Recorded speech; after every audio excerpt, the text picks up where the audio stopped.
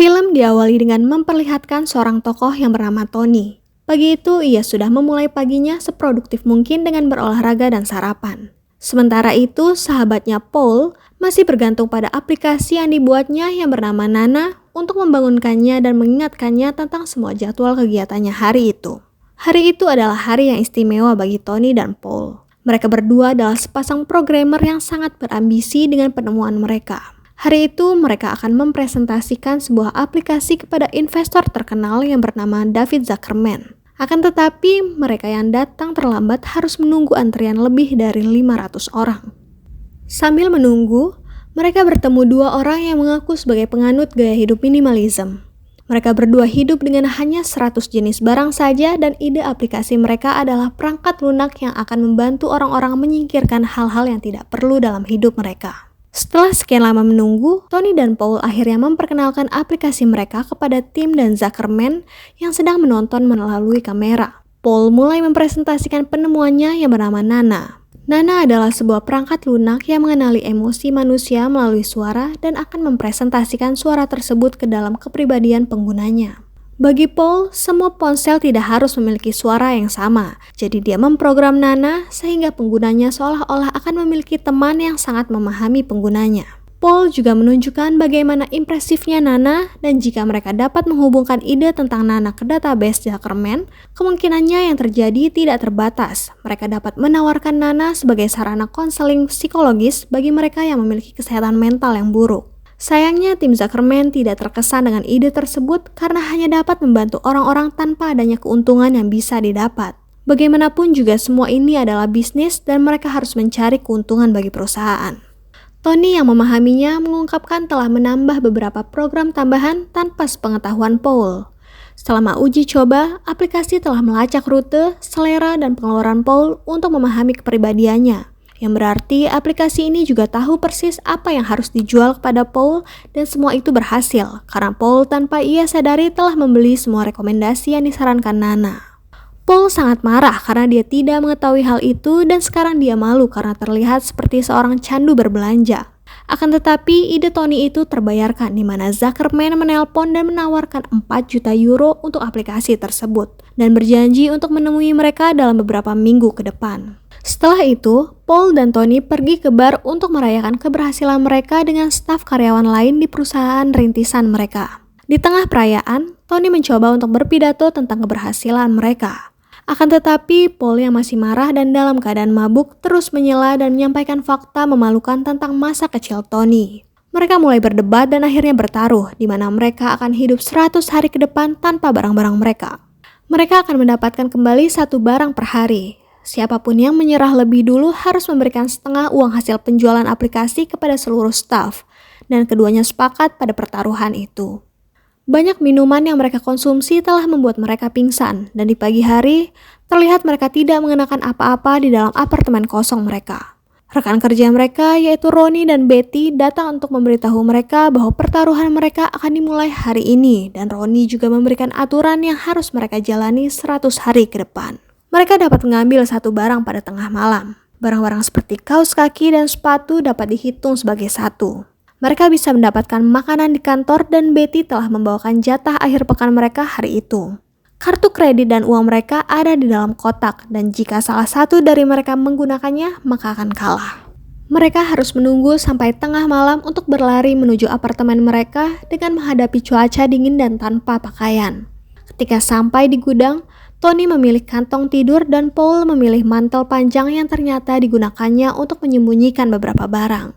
Tony menghentikannya, menyelundupkan barang-barang tersebut karena hal itu melanggar peraturan. Sementara mereka berdebat, seorang wanita bernama Lucy keluar dari ruang gudang lain dengan berpakaian serba hitam. Dia mengambil telepon Paul dan melakukan panggilan telepon. Sepertinya ia tengah mencari handphonenya. Setelah itu, ia lalu mengembalikannya dan kembali ke dalam gudang tanpa menjelaskan apapun. Keesokan harinya, mereka dikunjungi oleh orang tua Paul yang khawatir karena Paul tidak menjawab telepon mereka. Rinette, ibu Paul, memberitahu mereka bahwa dia akan segera pergi untuk melakukan perjalanan, jadi Paul harus mengawasi neneknya. Mereka juga meminta Tony untuk menemani Paul dan neneknya, karena Tony telah tinggal bersama mereka selama bertahun-tahun dan itu membuatnya telah menjadi keluarga. Ketika mereka kembali bekerja, Paul dan Tony makan sebanyak mungkin dari lemari es dan menggunakan apapun yang mereka temukan di kamar mandi untuk membersihkan diri. Selama beberapa hari pertama, mereka memilih pakaian sebagai barang mereka agar terlihat rapi di depan umum. Tony juga memilih kasur agar tidurnya semakin nyaman, sedangkan Paul memilih ponselnya. Namun saat ini ponselnya kehabisan baterai, jadi dia tidak bisa menggunakannya. Jadi dia kembali ke kantor dan meminjam charger seseorang. Suatu sore, mereka akhirnya pergi untuk memeriksa nenek mereka. Saat membantu pekerjaan rumah, mereka mengingat masa kecil mereka bersama. Paul mengatakan betapa menyedihkannya dirinya karena Tony selalu mendapatkan hadiah yang lebih baik dan sebagian besar perhatian keluarga. Tony juga mencuri pacar sekolahnya yaitu Anna, dan Paul mengira itu karena Tony tidak bisa mendapatkan seorang wanita dengan karakter sendiri dan malah mengambil pacar orang lain. Kemudian pada tengah malam, ketika mereka pergi ke gudang untuk barang-barang mereka berikutnya, Lucy mengunjungi mereka lagi. Tony mengambil kesempatan untuk mengajaknya berkencan hanya untuk membuktikan bahwa dia bisa mendapatkan wanita yang berkarakter, dan Lucy menerimanya. Hari demi hari yang telah mereka lalui tidaklah mudah. Paul telah kehabisan data internet di ponselnya dan tidak bisa mengakses internet lagi. Mau tidak mau, dia harus menggunakan wifi di kantor untuk berbicara dengan Nana. Di sana ia bertanya kepada Nana kenapa ia membeli banyak barang jika dia tidak membutuhkan barang-barang itu. Dan Nana menjelaskan berbelanja telah membuat Paul merasa bahagia. Sementara itu, Tony tengah berusaha menyuap Betty untuk memberinya beberapa barang untuk kencannya. Ia harus memasak sesuatu untuk Lucy pada malam ini. Ia juga harus menukar celananya dengan kacamata hitam setelah matanya memerah karena dia belum mengganti kontak lens di matanya sejak taruhan mereka dimulai. Malam harinya, Lucy datang ke tempat Tony untuk berkencan. Tony memasakkan sesuatu dan makanannya tidak enak karena ia kekurangan bahan. Mereka juga minum anggur dari cangkir tempat bunga yang mana hal tersebut tidak terlalu menyenangkan. Lebih buruk lagi, beberapa hal buruk juga menimpa Tony. Pertama, mata Tony mulai mengeluarkan cairan kental berwarna kuning karena iritasi dari kontak lensnya. Lucy membantunya membersihkannya dan meredam iritasinya menggunakan kantong teh chamomile yang didapatnya di pom bensin. Dan setelah itu mereka berdua berciuman.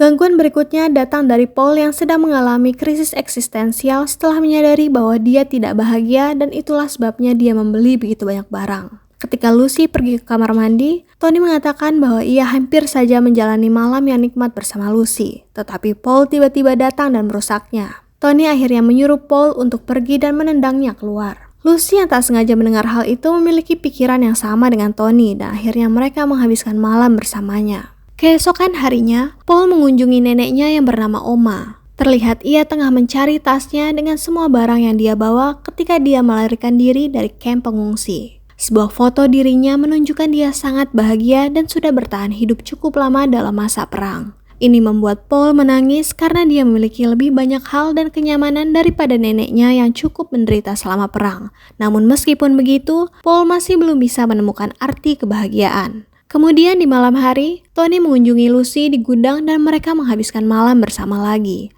Tony mengaku dia ingin melihat Lucy lebih sering dan Lucy pun demikian.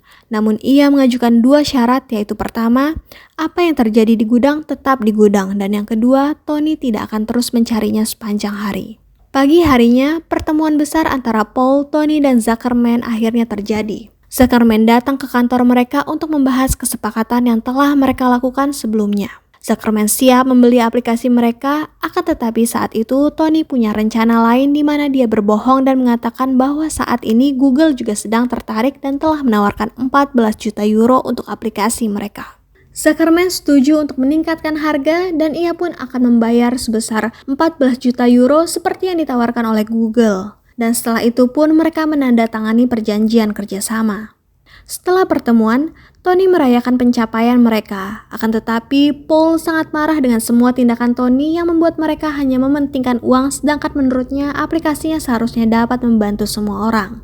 Setelah saling bertukar tamparan, Paul menjadi sangat marah dan ia meningkatkan taruhan mereka. Dengan sisa waktu 20 hari lagi, dia ingin mempertaruhkan semua sahamnya dan mulai saat itu tidak ada lagi kecurangan atau penggunaan barang-barang dari kantor. Mereka pun bersepakat dan dengan sisa 20 hari lagi pertaruhan mereka akan semakin menarik. Di apartemennya, Paul semakin marah karena mengetahui bahwa Rooney telah memasang kamera tersembunyi untuk memastikan bahwa dia tidak akan curang, namun dia tidak melakukan hal yang sama untuk Tony. Saat di kantor, Paul mendapat telepon dari ibunya yang mengabarkan bahwa Oma telah dirawat di rumah sakit beberapa hari terakhir dan dia baru mengetahuinya karena beberapa hari ini tidak ada telepon. Oma terluka karena jatuh di rumahnya. Kemudian, Paul mencuri beberapa bunga dan pergi ke rumah sakit. Tapi alih-alih mengunjungi Oma, dia tak sengaja melihat Lucy memasuki gedung pengobatan psikosomatik. Dia menunggunya di luar sampai Lucy selesai. Namun Lucy tidak senang Paul yang mengergokinya. Lucy bercerita bahwa dia adalah seorang shopaholic di mana ia mengalami kecanduan berbelanja yang telah menghancurkan hidupnya. Dia telah menjalani 7 terapi dan kecanduan itu masih membayangi hidupnya. Lucy juga meminta Paul untuk tidak memberitahu Tony dan dia berjanji tidak akan melakukannya. Kemudian di tengah malam, Paul menuju ke gudang untuk mengambil satu barangnya malam ini. Di sana ia bertemu Tony yang ternyata tengah menunggu Lucy. Melihat hal itu, Paul tidak sengaja memberitahu Tony bahwa Lucy tidak datang ke gudang hari ini. Tony meminta penjelasan dari Paul kenapa ia berkata seperti itu. Paul mengatakan bahwa selama ini Tony tidak tahu apa-apa tentang Lucy. Lucy bukanlah orang yang tepat untuk Tony. Paul menganggap hidup Tony sudah sempurna dan tidak membutuhkan siapapun, jadi dia harus melepaskan Lucy. Setelah Paul pergi, Tony memutuskan untuk tetap menunggu Lucy dan mereka berdua menghabiskan malam bersama seperti biasa. Sementara itu, Paul mencari makanan enak yang dibuang oleh restoran. Tak disangka Zuckerman tiba-tiba mendatanginya dan ternyata selama ini ia mengamati Paul dengan cermat dan terpesona dengan kepribadiannya. Nana adalah ide yang sangat sederhana namun efektif. Nana dapat menjadi senjata yang sempurna. Paul telah secara efektif mengubah mesin kecil menjadi seseorang dan orang ini dapat menjual apapun yang mereka inginkan kepada para pengguna. Zuckerman ingin Paul bekerja untuknya dan memberinya tiket pesawat ke California jika Paul ingin bergabung. Tony yang dibayangi perkataan Paul sebelumnya mencoba mengikuti Lucy ketika dia meninggalkan gudang, tetapi Lucy memergokinya dan mereka pun putus karena Tony telah melanggar aturan yang mereka buat. Malam berikutnya, Tony kembali ke gudang dan menemukan ruangan Lucy telah kosong disita oleh pemerintah. Paul menjelaskan bahwa Lucy memiliki hutang yang tak mampu dibayarnya, namun Tony tak percaya dan merasa Paul telah menipunya. Tony pun memukul Paul dan saat itu Paul memahami bahwa sebenarnya mereka bukanlah sahabat, akan tetapi hanya dua orang pria yang sudah lama saling kenal. Kecewa dengan Tony, Paul mengatakan bahwa ia menyerah dalam taruhan mereka dan ia pun pergi. Setelah itu, Paul kembali ke apartemennya dan menemukan ibunya menangis karena Oma telah meninggal. Saat Paul mulai menangis, Paul menyadari dia tidak pernah mengunjungi Oma di rumah sakit karena taruhan bodoh yang ia lakukan. Sementara itu, Tony ingat pada malam pertama taruhan, Lucy menggunakan telepon Paul. Jadi dia mencurinya dari kantor untuk menghubungi nomor yang Lucy gunakan. Tony menemukan pesan suara di mana Lucy memperkenalkan dirinya dengan nama lengkapnya. Dan sekarang Tony dapat mencari nama itu di buku alamat umum kota untuk menemukannya. Setelah mengunjungi beberapa orang Lucy, Tony akhirnya menemukan Lucy yang ia cari di mana Lucy ternyata tinggal di sebuah apartemen kecil. Lucy menjelaskan bahwa ia telah menyerahkan diri dan membiarkan pemerintah menyita seluruh barang miliknya. Tony ingin membantu dengan menawarkan membayar hutangnya, tetapi hal itu membuat Lucy marah. Dia mengatakan masalahnya bukan hanya uang, akan tetapi dirinya sendiri yang sampai saat ini masih menjadi seorang pecandu dan belum tahu sampai kapan ia dapat bertahan dari terapi yang telah ia jalani.